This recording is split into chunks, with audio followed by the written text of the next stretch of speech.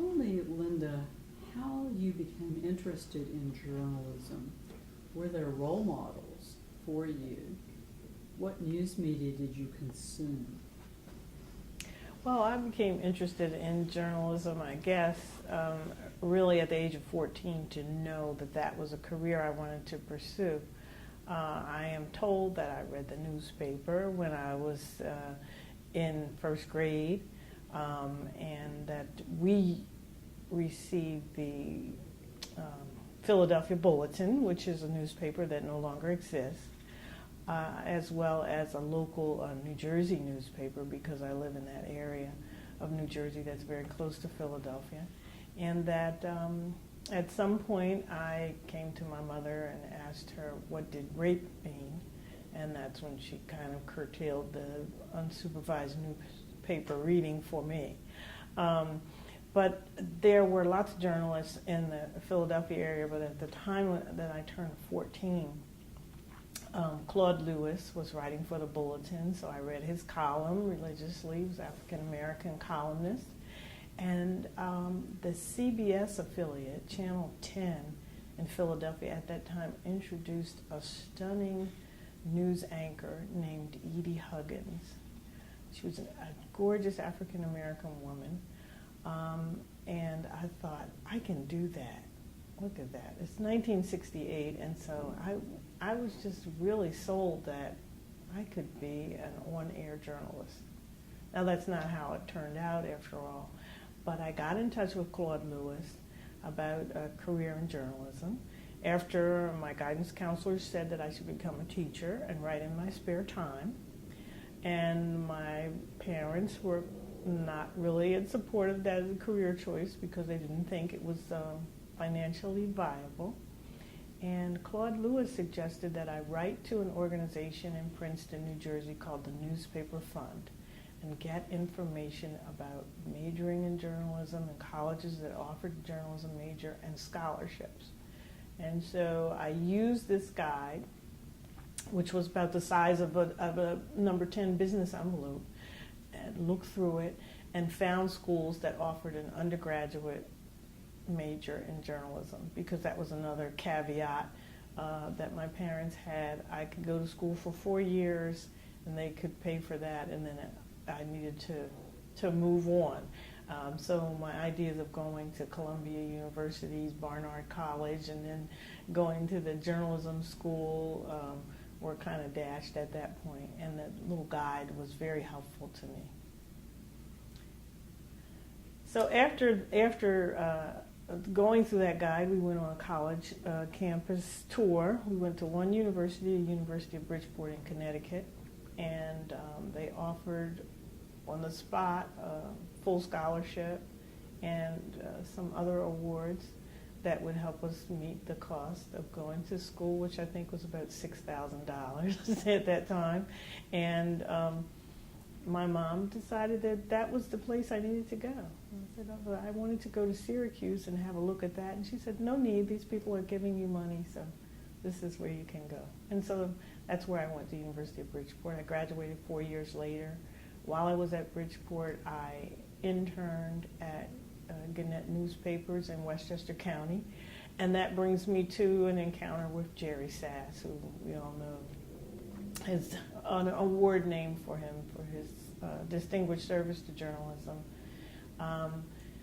The newspaper in my hometown area was the Courier Post, which was owned by Gannett at the time, and I had applied to them for internships, and even at that time an internship was a requirement for graduation, and that paper turned me down. And I got in touch with someone who said, well, you know what, there's a man named Jerry Sass at Gannett in Rochester, New York. Call him and tell him what you're trying to do. And I called Jerry Sass, and after some time he got back to me and said, we can offer you an internship in Wheeling, West Virginia or Harrison, New York. Now, I was in Connecticut and going home to New Jersey, so I had an idea of New York as a place that I could kind of manage, and it was suburban New York as well. So I opted for Harrison, New York, went in for an interview. my department chair came with me, Dr. Howard Jacobson. We sat down and we spoke to Joe Ongaro, who was the executive editor and the vice president of that whole group of newspapers in suburban Westchester County, and they offered me an internship, and so I was on my way. So in the summer of 1975, I had an internship at Gannett Westchester Newspapers, and I worked at two of their smaller papers, the Tarrytown Daily News. Tarrytown's now called Sleepy Hollow, New York, and the Ossining Citizen Register, which is also in suburban New York, and both those are Hudson River communities. So I worked there for 8 weeks during the summer of 1975, and when I graduated, well, just before I graduated in May of 1976, I was offered a job covering education at Gannett in Ossining, and so I took it. Of course, Gannett has such a record in terms of developing talent among women, minorities, and focus on diversity. I'm sure that was, you were one of the beneficiaries of that. Well, that was my experience. I think I worked for Gannett for 12 years. So I started work in 1976 and I left there in 1988. But over that course, every 3 years, I was moving into a new role. So I started as an education reporter. And those were the days when you typed on a typewriter. And I remember Dr. Jacobson saying, you're going to start work using typewriters and then you're not going to be using them anymore. They're going to introduce computers. And he doesn't know what he's talking about. So we'd write these stories and on a typewriter, and sometimes we'd cut the sections apart to reorder our paragraphs, and then we fed them into a data fax machine that transmitted them to the headquarters where the printing plant was, and the typesetters and the proofreaders. And that was the way the paper was put together. And covering education, I was there late at night. I covered school board.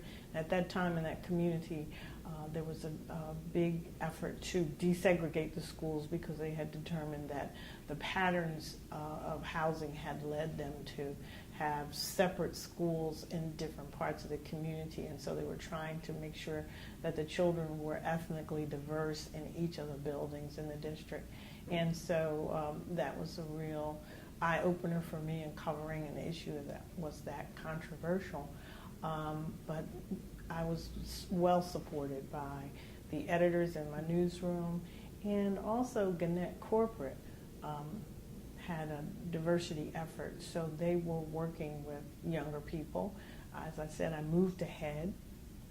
I left there and I went to work actually in the production area in White Plains, so that I was working on laying out pages, checking and proofing the pages before they went to the press.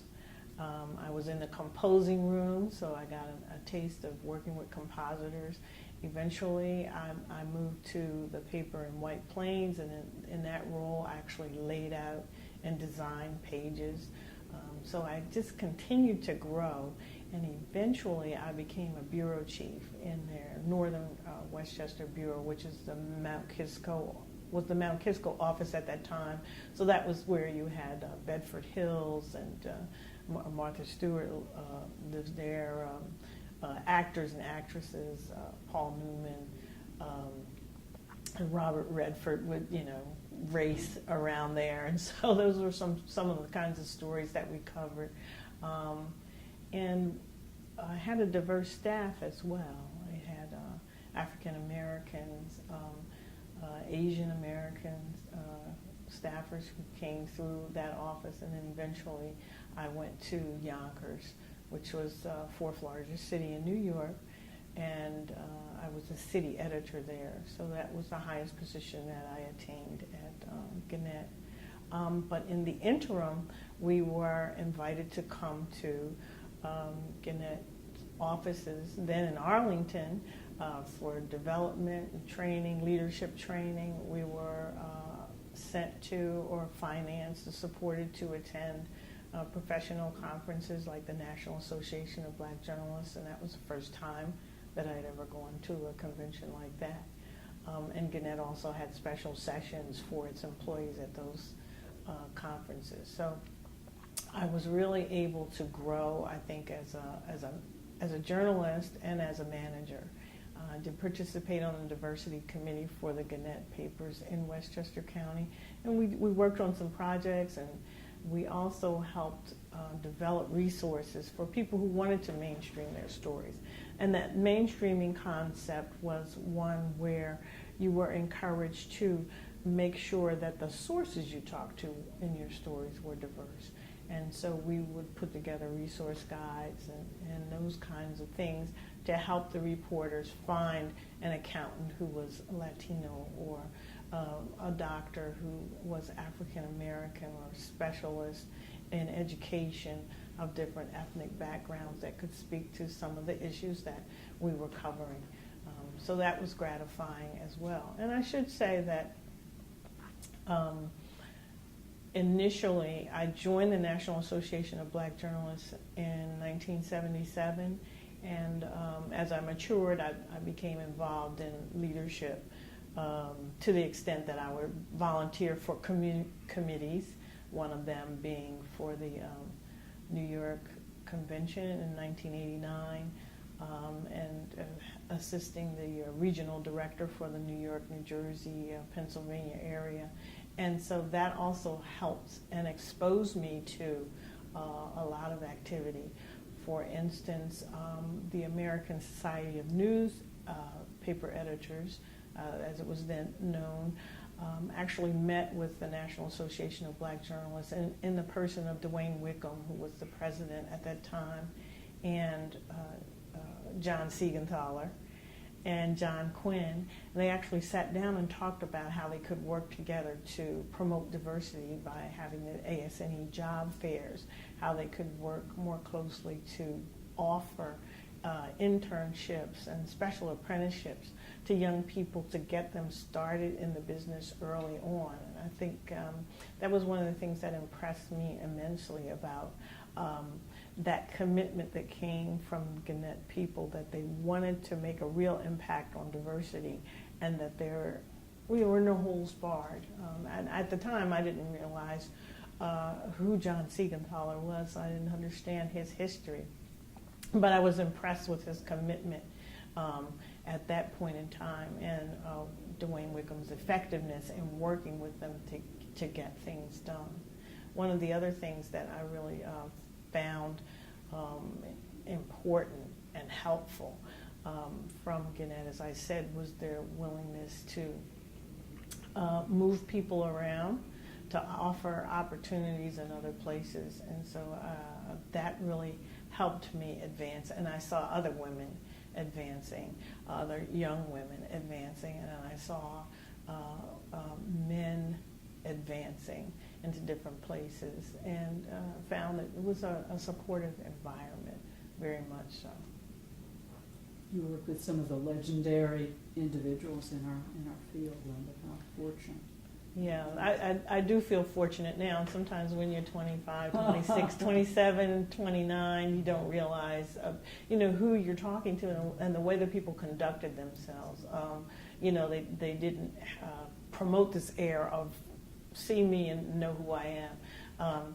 They were really wonderful people because I was in New York and I was associating with people who were a little older than I was. Some of the reporters and editors had actually participated in the civil rights movement. I remember that through the Michelle Clark program, which was a significant program in helping diversify the media. It brought in people who wanted to change their careers, or African American, Hispanic, etc., but they may have come from a different background. So they got this intensive training and exposure to great people like Errol Caldwell and Bob Maynard, and Nancy Maynard, Charlene Hunter Galt, and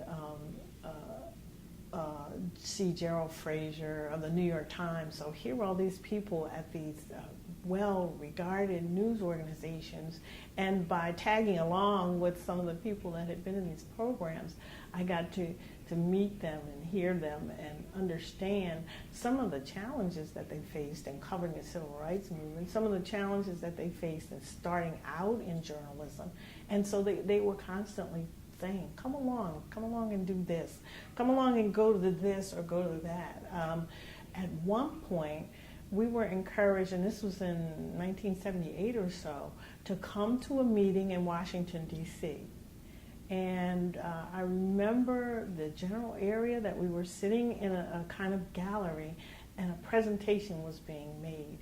And Jay Harris was making a presentation and a case that the media should reflect the ethnic makeup of the country, and that it didn't at that time. And so he was making the case that it should achieve something called parity with the population within the media. And I was in that room, and I didn't really understand, 2 years out of college, exactly the implications that could have long range. And now, you know, in the year 2014, when I look back at that, I was like, that was extraordinary. These people had gathered this information and made this presentation, and the organization bought into it.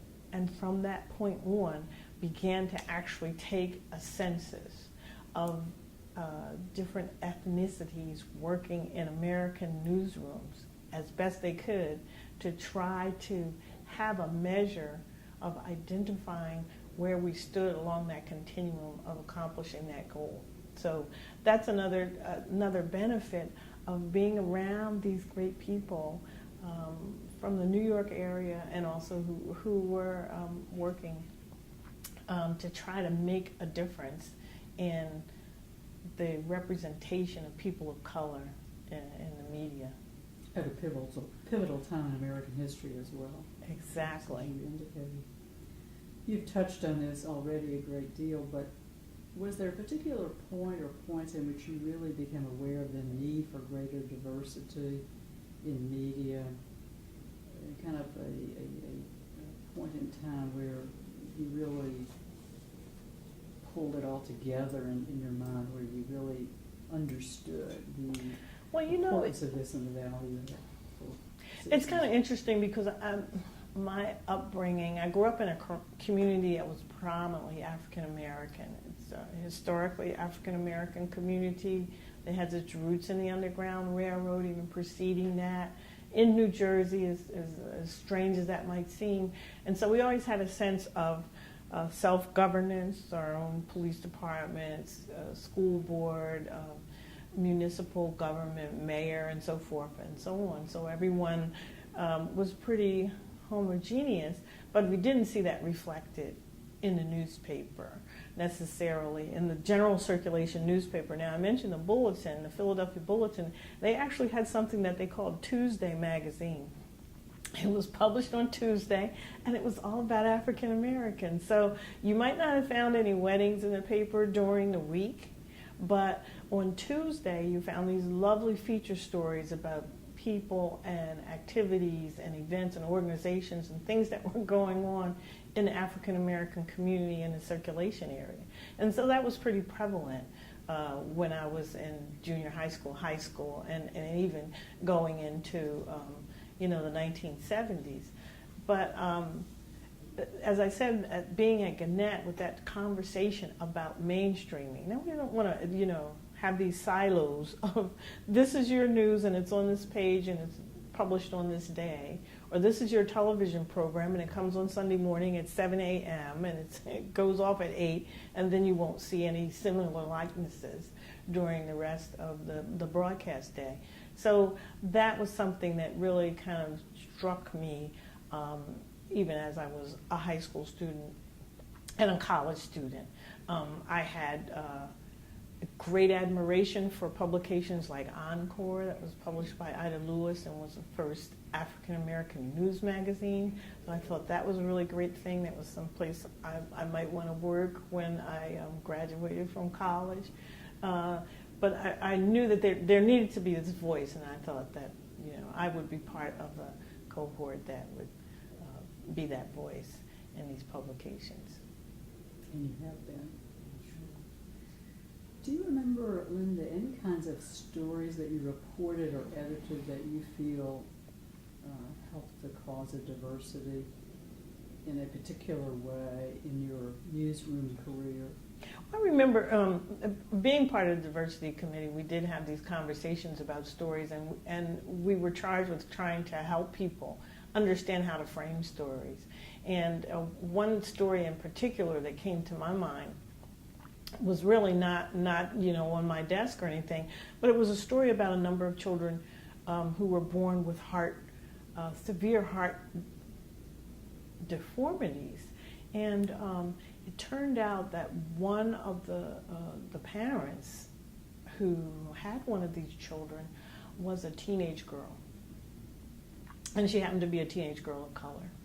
And the editor who was working on the project said, well, we can't use her. I said, well, why can't? The child's heart was actually outside of its chest. We said, well, we can't use her because we don't want to write a story that highlights a teenager who had a baby out of wedlock. We just can't do that. And then the other question, and the other parent was a Latino woman, and she had a different surname than the child's father. And so this editor conflated that to be that this woman was also not married to the father. So she didn't understand the naming conventions in the Hispanic community and the Latin community that a child would take on the mother's surname as its surname and the father's surname as what we would consider a middle name. So there was a whole process of trying to educate that person to disabuse them of that idea that this is what, and then that was a criteria for withholding news because this didn't fit the acceptable social norms. You have these people of color, and it looks like, they're not following acceptable social norms. So we have to find somebody who's more traditional before we can really write about this important issue of cardiac abnormalities in babies. So that was an experience for me. We also had another story about illegal immigration. And still talking about the 1980s, early 1980s, and there was this whole process of people who marry someone in order to gain citizenship. And so the reporter started out this story about, Haitians come here and they marry these people who will then legitimize their being here in order to help them stay in the country. And it's a fake marriage, it's immigration fraud and that kind of thing. And I asked the question, why is the focus on Haitians when this is an immigration phenomenon? And if we were to look more closely, we would probably find other nationalities involved in these practices. But it just so happened the reporter got a tip and there was a particular instance, and so then it became Haitians are doing this, as opposed to here's an immigration issue. We can use the specifics of this person who's a Haitian descent, but there are other groups. So it turns out that we had Irish people, and it was known, understood that there was a place in the Bronx, a section of the Bronx, where people came from Ireland illegally and married and got jobs and a whole assortment of things. So it wasn't just Latinos or people from the Caribbean or people from Africa. It was a combination of people from Europe and all over the world who came and participated in these kinds of practices in order to gain citizenship. And so I thought that was helpful in kind of not painting this stereotypical view of individuals or people. Even to the point of discussing who's a civil rights leader. Because sometimes the terminology of Martin Luther King's a civil rights leader, Malcolm X was a civil rights leader. Was he a civil rights leader or a human rights leader? So talk about these kinds of things so that we broaden the context for these discussions and the way we frame our stories. So. At that time, did you feel that journalists of color, women, gay, lesbian, transgender individuals in your newsroom were treated fairly and equally? No, well, you know what? Actually, in many cases, it was episodic. There were people just who rise to the top no matter what, and they excel. And then there were people that were kind of marginalized. And I found that women were marginalized, I thought, in a lot of respects. And one of the things I was asked to do by the NABJ Women's Task Force was to look at the Pulitzer Prizes. Because at that point, no African American woman had won an individual Pulitzer Prize for her work. Now, they had won Pulitzer Prizes as part of the group, say of 1967 in Detroit for covering the civil disturbances then. Subsequent years as part of a group, for instance in Kansas City when there was the collapse of the Skywalk for the Hyatt hotels. So there were African American females on those groups, but when you look at an investigative piece and going out and covering a story on their own and getting the recognition that went along with that kind of groundbreaking journalism, there were African American females who had done that. So I did this study. I didn't use all the qualitative methodology that this organization would require. So I sent questionnaires to people and asked them what they thought, and I did episodic interviews with people and got a real insight on that. And one of the overriding sentiments among the women at that time, and once again this is the mid-'80s, was that black women reporters felt like they were the handmaidens of the newsroom. Go out and report and get this information and then give it to, I'll use the name John, and then he'll write the story. And 9 times out of 10, John tended to be a Caucasian male, but not always. But it was, women go out, get this information, and bring it back to the guys, and they'll write it. They'll write it because, maybe women can't write it as well, or they just didn't have, the oomph or whatever it is that we want and need to hard charge and make this story, stand up and have legs. And so I found that a really interesting finding from the women, that they just felt like, no, we want to be out front.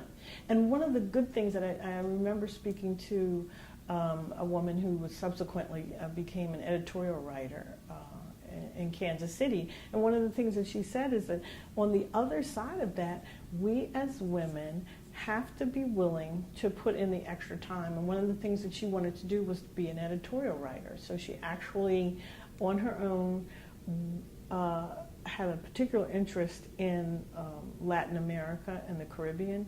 And so she went there and she reported from there for herself. She studied the area so that she could gain some knowledge about that region of the world and in some point be able to write about it. And she essentially became an editorial writer and with an international area of expertise. And so that was her advice to other women. So don't just complain about it. Do something about it. If you see there's a deficiency or a problem or people saying, oh, I can't find anybody qualified for this, or you're not ready for this, or you can't do this, make sure that you're prepared. And your counter to that statement is, on the contrary, I am prepared, I am qualified, I am able to do exactly what I'm asking you to appoint me to do.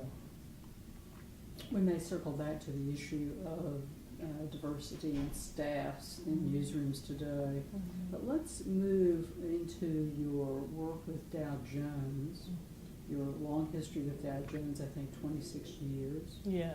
And you might just kind of explain to us how you came to Dow Jones and your as early years in the development of Dow Jones as a major influence in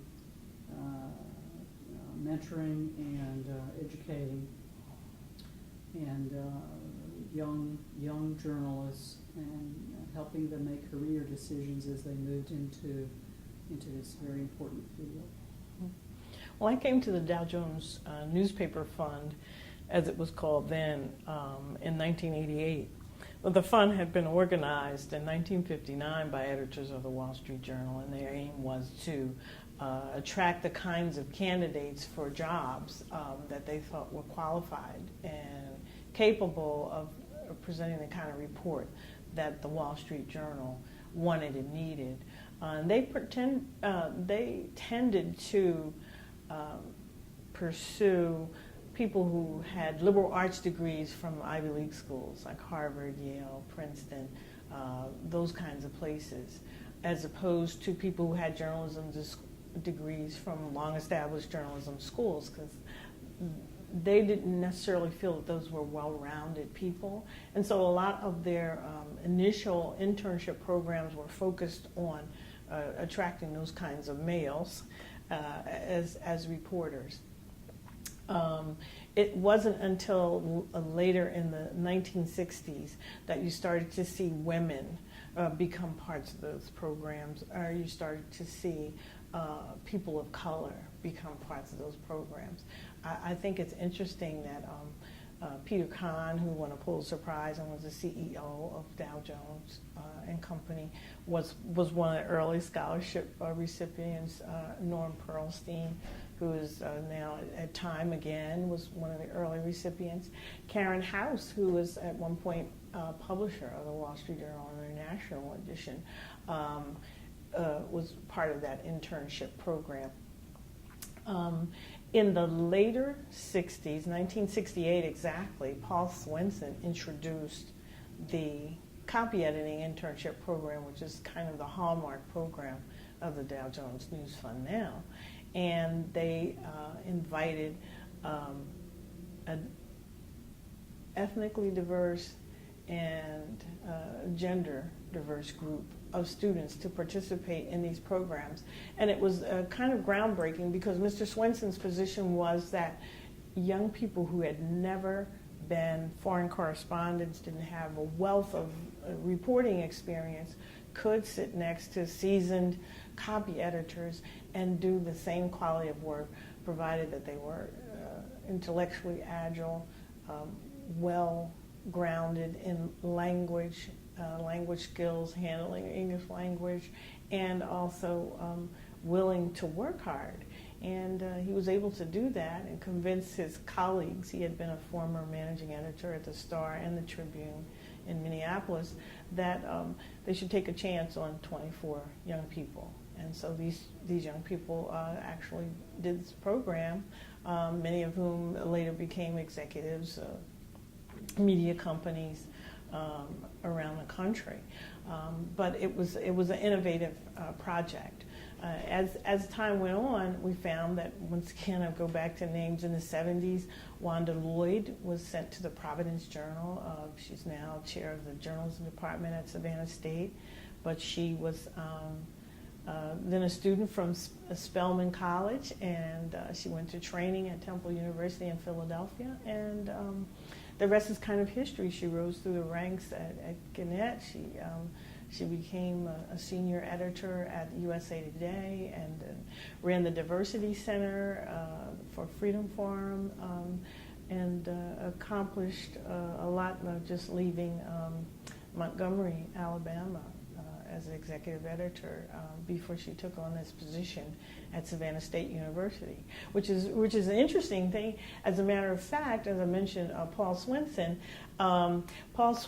decided in the 60s that these training programs for high school journalism teachers, which were the very first programs that the fund started, should include people of color. And when he got pushback from that, then he decided to go to historically black colleges, and he picked Savannah State in Georgia. And one of the teachers who came to that program brought along her student, and that student was Wanda Lloyd. And they used the students as kind of the guinea pigs for the teachers and the training that they were doing. And so it kind of once again shows that interconnectedness and the continuity or the continuum of people that Wanda would later go ahead and continue to pursue journalism and then become a copy editing intern. I should mention that in '68 the fund actually started the first urban journalism workshops. And that was an outgrowth of a conversation in 1967. Now, we know in 1968 the Kerner Commission report would be issued, but it was being worked on after Lyndon Johnson commissioned the organization to come up with some answers as to why urban disturbances continue to occur in the United States. And we know that one of the things that commission determined was that America was two societies, essentially one black and one white, but that part of the commission's report that focused on the media talked about the lack of representation in the media, in the mainstream media, of African Americans. The term at that time they were using was Negro, and that something needed to be done to encourage better reporting on urban issues. And one of those remedies to the lack of representation was to train young Negroes as early as high school in how to become journalists. So Mr. Swenson, approached by a high school journalism teacher in Washington, D.C., and representatives of the NAACP came up with this plan to offer a high school journalism workshop for 20 students from the Washington, D.C. area in journalism in the summer of 1968. And the result of that was going to be a little cadre of journalists. But they set the precedent that if 10% of the people who participated became journalists, then they would consider it a success. So 10% of 20 would be 2 people. But actually, as it turned out, following the participants, those first participants, 6 of them became professional journalists. And some of them are still using those skills today.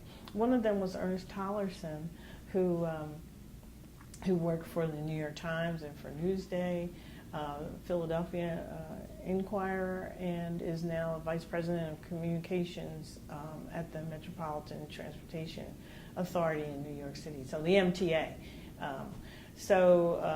Obviously, he used those skills and he used them well, but there were people that moved through that process.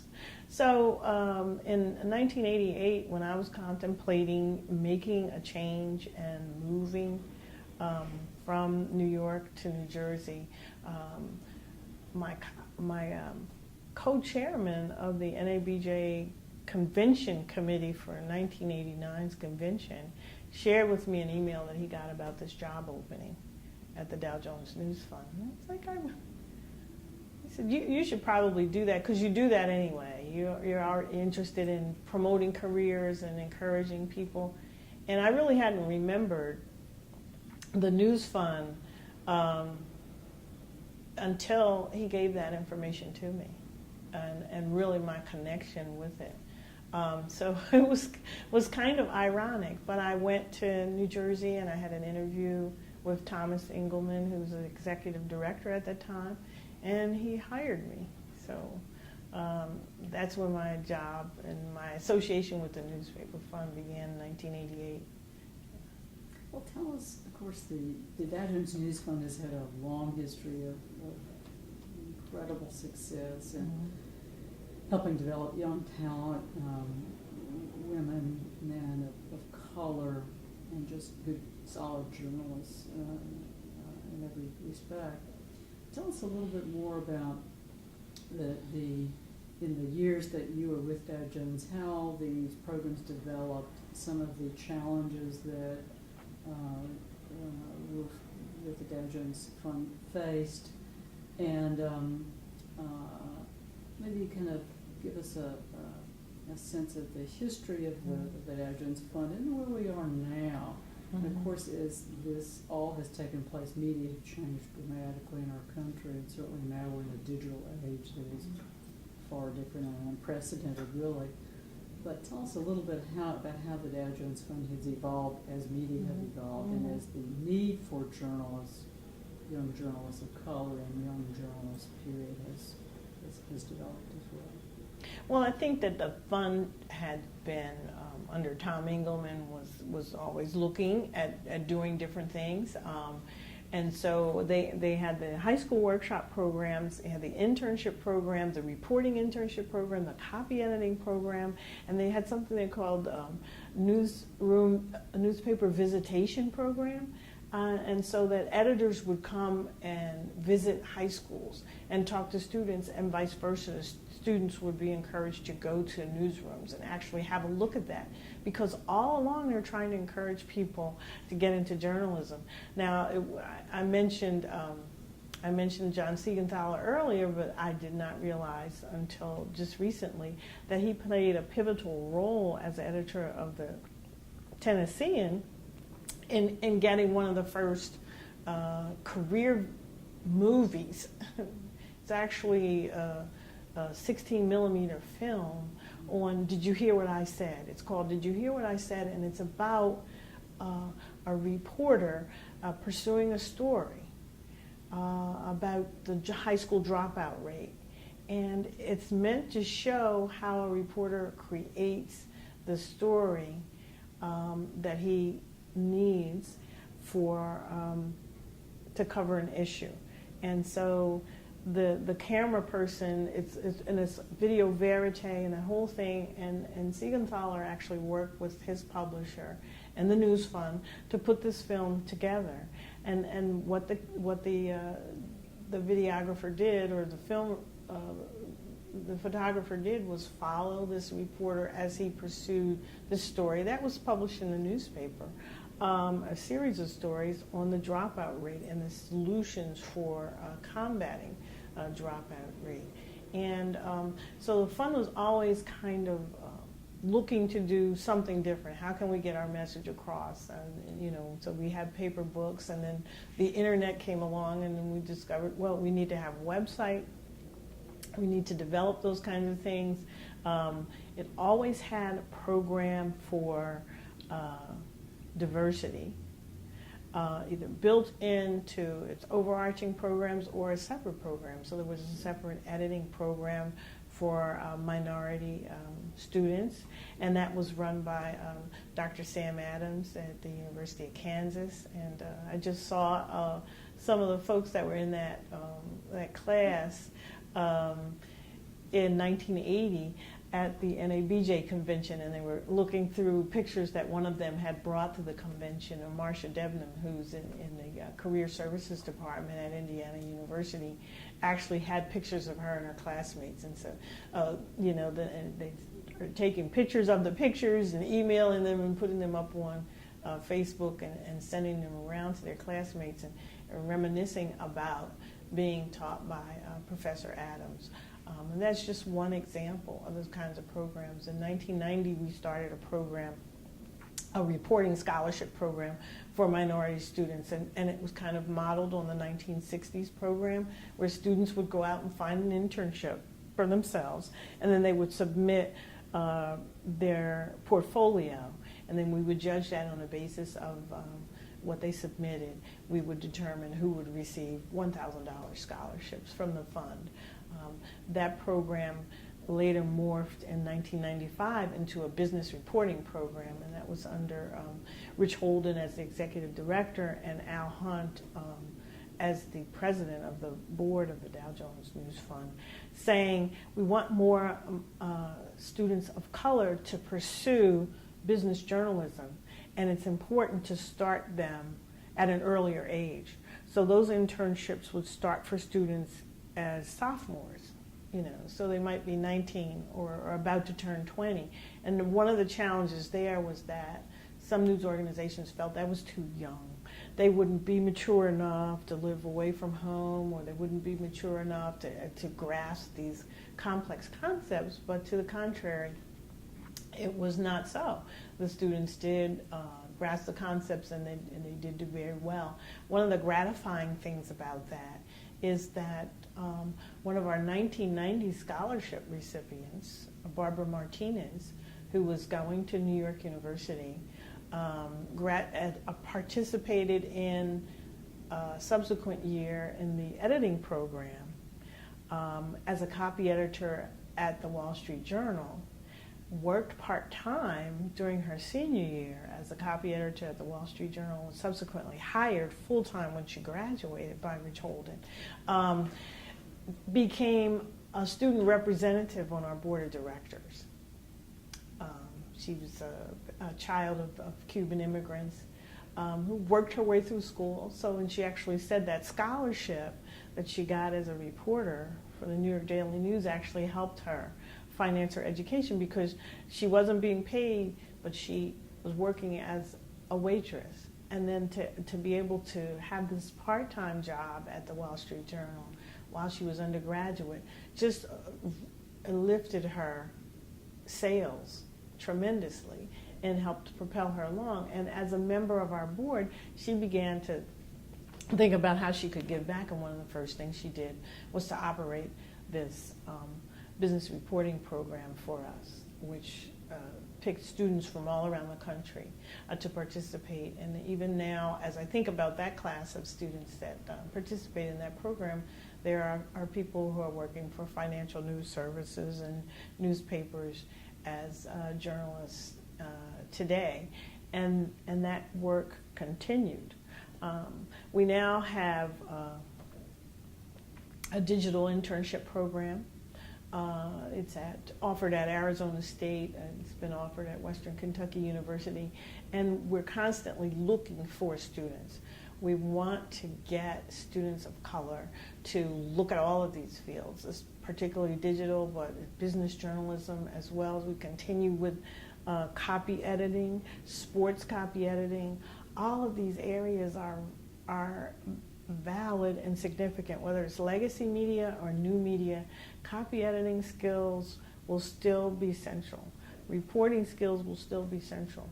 We don't necessarily look for percentages, but it just turns out that when we look at the population of students that we actually select for our internships, and we select them on the basis of their test scores, on the basis of their portfolios, on their transcripts, the quality of the essays that they submit, and in the reporters' cases, the stories that they've written. It seems to come out to about 30% of the whole class. In some cases, maybe a little more. So somehow or another, we're doing something right. But we realize that you cannot have that diversity in the final selection if you don't have that diversity in the pool. And so that's why we've reached out to historically black colleges and universities. And Rich introduced a training program for copy editing in the early 90s. And then subsequently we introduced a training program in digital media. And so now not only are we training students in digital media, but we're offering free training to professors from historically black colleges and universities in digital media, and to professors from Hispanic serving institutions. So Western Kentucky University in Bowling Green, directed by Dr. Pam Johnson, was the center where HBCU professors have been attending for the past 5 years. And then the University of Texas at El Paso offers a program directed by Professor Zita Arocha to professors from, the Southwest and universities that have large Hispanic student populations, so that they can also gain these digital skills, teach the students these skills, encourage them to apply to our programs, but also propel them to be more competitive in the marketplace. Do you have any idea, Linda, I'm just thinking about the scope of the impact of Dow Jones over the years, the Dow Jones News Fund, and thinking, do you know about how many young journalists have been trained and educated by the fund over the years in either the urban journalism workshop programs or the editing programs or business reporting programs? Well, for the editing programs and the reporting programs and the digital programs, the number is somewhere around 7,500 to 8,000. For the high school workshop programs, we're in excess of 13,000 students from 1968 to the present. Now, we have a diversity of students. Now, going forward, it was interesting that we supported a program at Emerson College offered by the Asian American Journalists Association this past week or so. And the students met in Boston. There were 42 students, and they heard presentations from assorted groups of professional journalists. And afterwards, one of the young ladies asked me, how are you thinking about how you would change promoting journalism careers to students in light of everything that's going on in the industry? And I really had to stop for a second, because I had not looked at that, in technical ways. So we have a website, and we have QR codes on things that'll take you to links to, projects that other students have created. But in truth and in fact, she wasn't asking me about the technical aspects of that. She was asking at the heart of the question is, how can you say to someone, this is a career you should pursue? In fact, people will say, how are you saying this is a career you should pursue? Why are you saying this is a career you should pursue? How can you justify telling a student of color this is something you should be going into? It's challenging in and of itself. Students are going to face discrimination. They're going to face racism, potentially. It's the financial rewards are going to be questionable. And so these are questions that have been posed, individually over the years by young people. This is the first person in the family to go to college. How can I justify spending all of this money to do something that, may not have a future?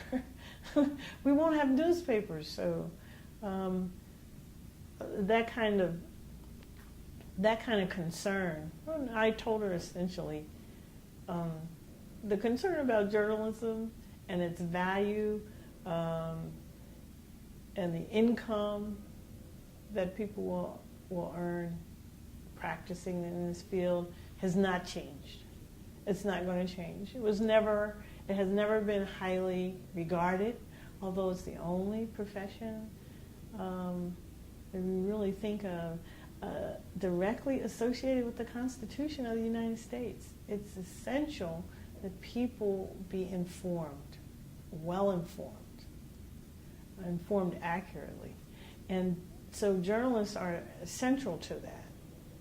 And if it's something that you are committed to and want to do, then you will do it. And frankly, that generation of people may be the ones who come up with the things that make this work.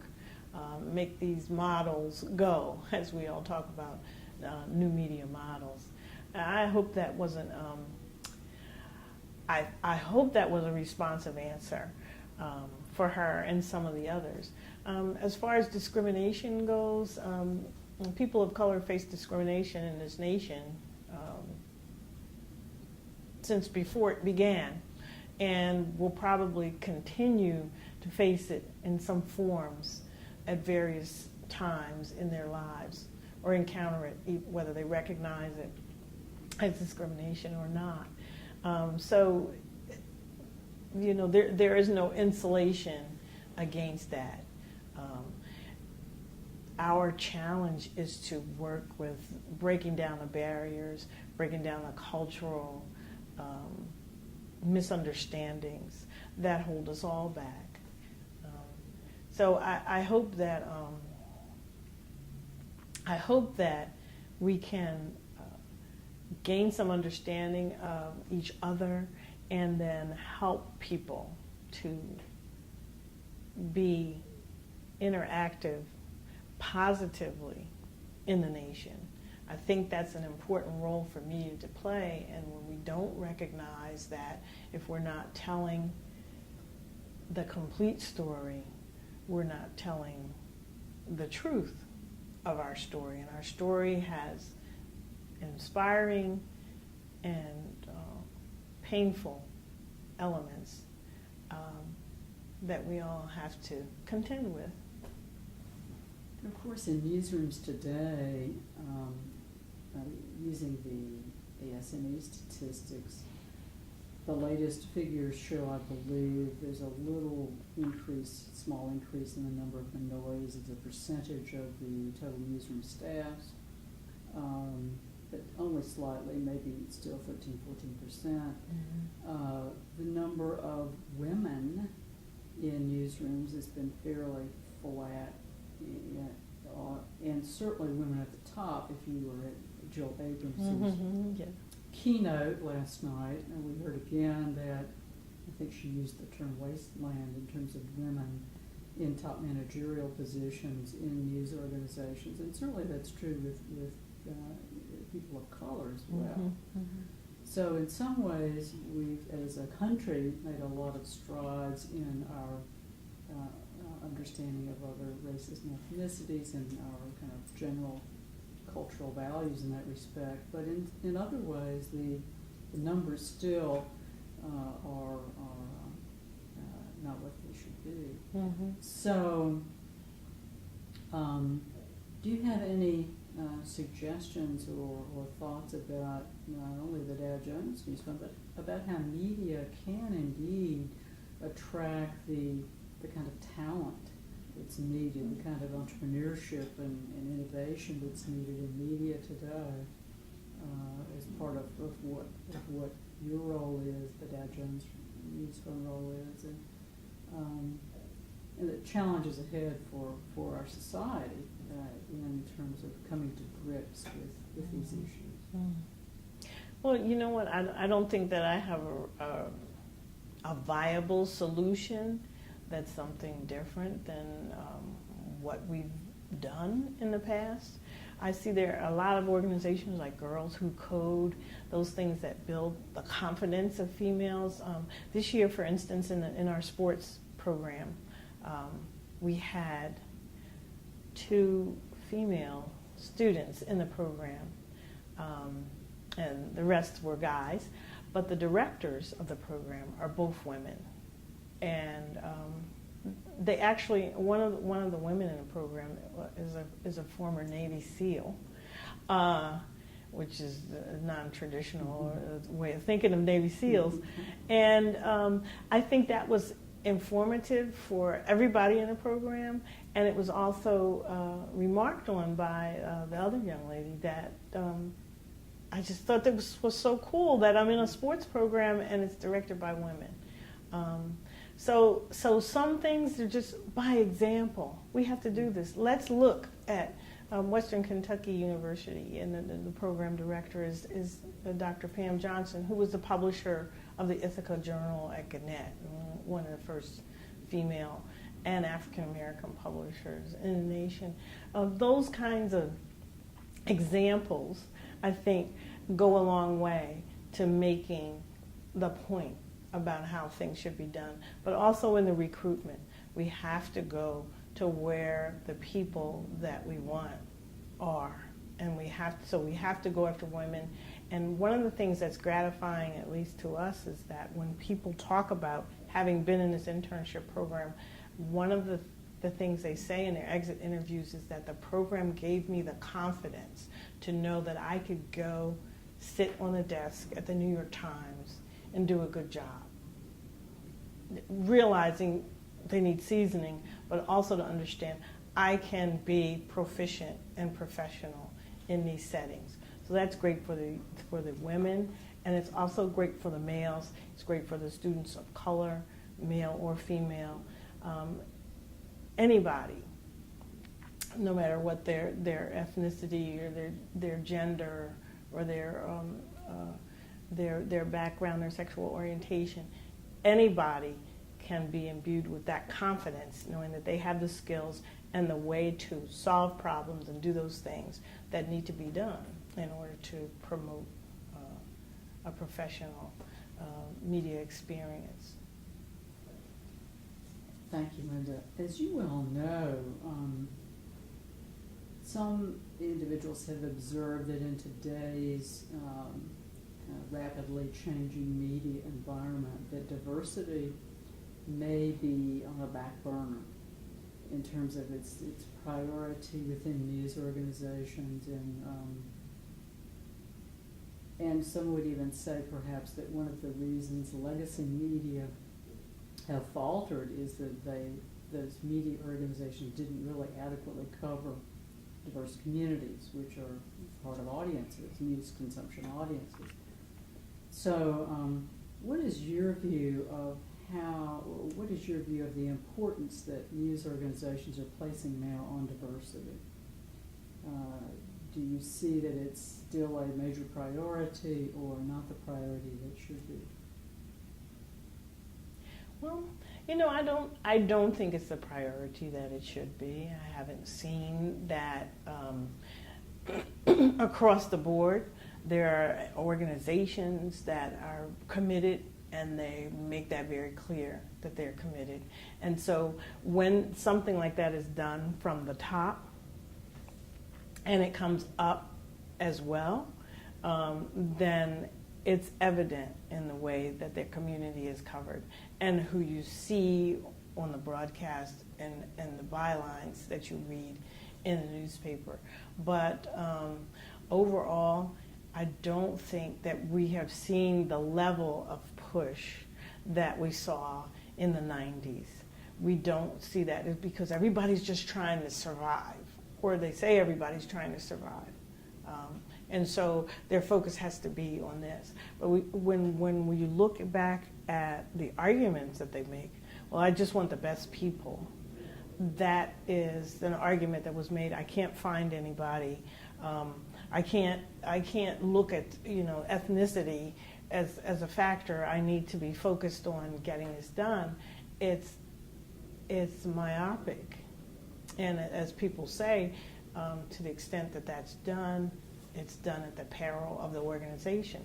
Because if the demographics have shown that your population has gone from 10% Latino to 35% Latino, and you don't have Spanish speaking, you don't have people that speak Spanish and English, that can write in the different language, or that can understand the different language spoken and written to them, you're at a disadvantage when you cover a community. I remember one of our interns, alumni, who covered professional baseball, said, guys are waxing poetic in Spanish in the clubhouse, but his colleagues don't know that, and so they're writing stories and in broken English. So and so said this and that.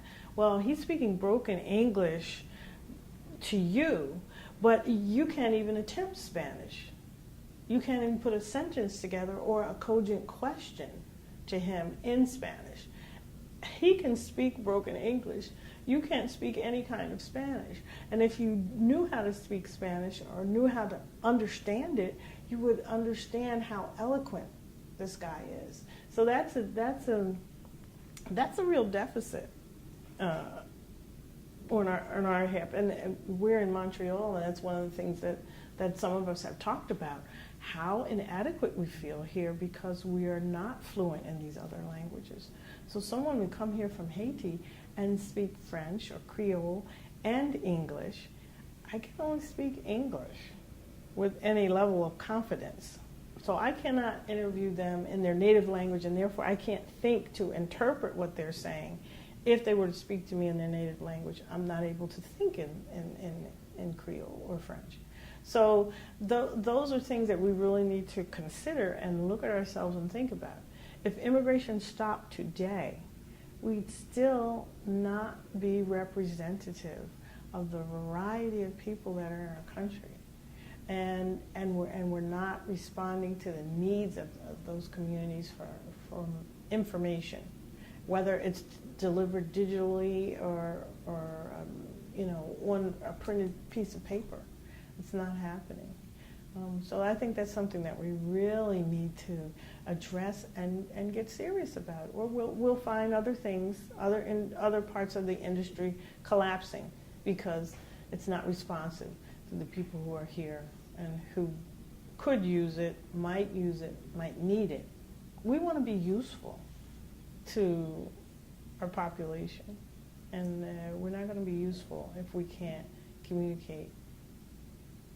And I think as you've indicated back in some years ago, decades ago, Gannett was, as it has always been, really a leader in this field. And that means that the pressure and the setting of priorities does come from the top, at least certainly to a degree. Naturally, a lot of other things have to happen for those policies and ideas to be fully implemented and integrated into your newsroom and coverage. But do you think the top leadership, you've indicated maybe the top leadership of news organizations isn't really focused on that, and certainly, what evidence is there that could change, or do you see a real dismal period here where we're not going to be addressing diversity in news and really ignoring the responsibility, really, of the press to cover all of society? Well, I'm always optimistic about just about everything. So I'm hopeful that people will see the light in those cases where they don't. But I also realize that much of what's going on in the media industry is not driven by media leaders and journalists per se, as much as it's being driven by investors and organizations that are looking at the bottom line. And I think it's something that we understood, that the media was very profitable as an industry. And when you have investors that look at the profitability, if they projected 30% and you only make 26, that's not good enough. That's below projection, as though projection were the reality and the standard, as opposed to what other industries consider respectable profit. So we know that a lot of things are being driven by, as someone said, the people who count the money and the people who want to distribute the money. So that is a real concern. But there are people that maybe not necessarily or only at the top echelons, but who have those commitments and within their sphere of influence and power within those organizations, make those things happen and make those things reality. And so that's encouraging to me. There are really good people that make sure this process moves forward. And I think that it has to continue to move forward.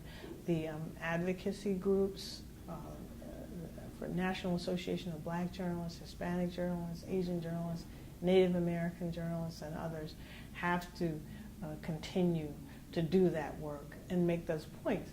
And as you said, with legacy media, we see that some of the new media follow the same trajectory, the same pattern as legacy media. And it's like, well, it's just the way it happened. That's just the way it is, and that's who we are, and that's who we gravitate toward.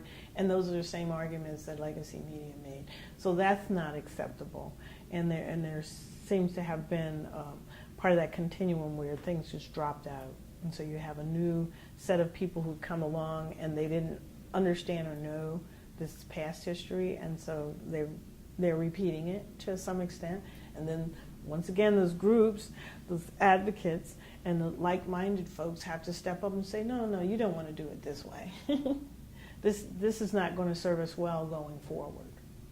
It's not going to serve us well. And it's interesting to think about the democratization of media, that just about anybody can publish anything at any time, what people want to use it for. But so many people have cell phones, and then you think, well, they're not in a good economic position to have one, but yet they have it, and they're using it, and they're looking at media on it. And the point is to try to influence the kinds of media that they're looking at and the quality of media that they're looking at that's going to advance the society, not hold it back. We are here at AEJMC in Montreal, and you have a long history with AEJMC as a major organization in our journalism and mass communications field. Would you talk a little bit about your association with AEJMC and its role in as a group of educators, practitioners, and students who are helping to bring along and teach and educate the next generation of journalists and communications professionals? Well, I have been coming to AEJMC for a long time, and it's been an instructive association for me.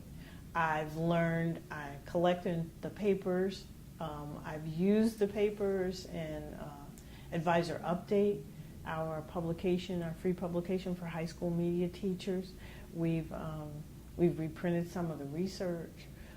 So it's really helped me to think about journalism in a different way, because beyond my own undergraduate journalism education, I did not really think as deeply about some of these issues the way that the presenters, the professors, and the practitioners that come here do. It's been expanding for me. The Scholastic Division, which is something that's important to me and close to my heart in terms of what we do with young people and with educators, is something that I've been a member of for a long time. The Minorities and Communication Division, I've been able to meet some wonderful educators to get some perspectives that I had not originally had by interacting with them. The awards programs, the Knight Multicultural Awards, those things have really helped us see people. The Commission on the Status of Minorities, meeting Dr. Lionel Barrow from Howard University made a big impact on me, and his philosophy and his commitment to promoting young scholars who would study important issues. As a person who thought at one point, I want to go to Howard University Journalism School, as once again that wasn't happening either. But he was the chair of that department. I just thought, oh man, I'm actually meeting him and talking to him and discussing with him what he thinks is important in preparing future journalists. So I think AEJMC plays a very important role in shaping the direction of journalism education and responding to the need for diversity, not only in the student body, which is something that has come out of the studies that Lee Becker has been doing for decades, but also in the faculty and the kinds of things that the faculty are teaching and able to use, the methodologies and things. I remember attending a session with a professor from the University of Texas, and she talked about, I'm going to get my students out in the community, and they have to go to the Hispanic community to report. And you've got to come back with a story. You've got to come back with a story. And that exposed those students to places. She just made an open-ended, this is feature writing and go anywhere you want, do anything you want. No, you have to go to the barrio in this case. You have to go to the marketplace, the mercado, or whatever. You have to go to these places and get your story. And I'm sure that was a broadening experience for those students, but it just never occurred to me.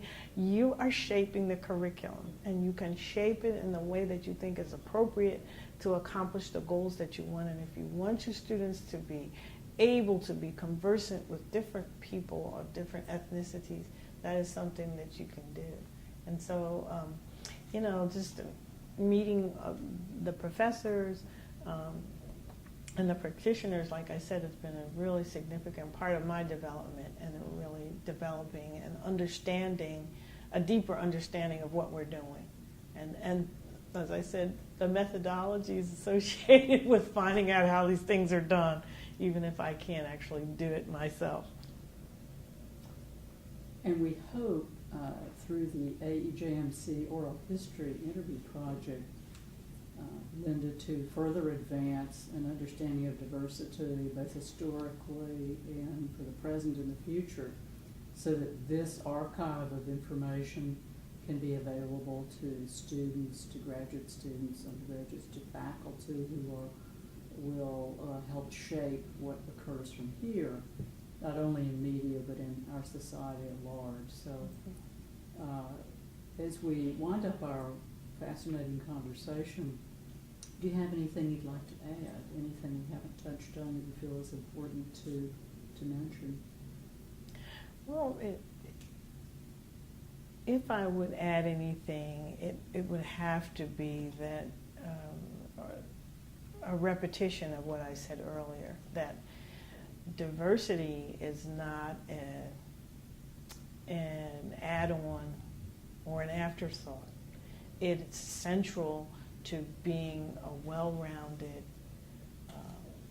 practical, practicing journalist, telling the full story with all its richness and all its difference and all of its impact, for good and for bad. We have to be honest in telling those stories.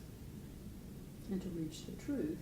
And to reach the truth. What is occurring in our society. We need reporters of whatever race or ethnicity to be sensitive and understanding about, knowledgeable about the diversity in our country, which is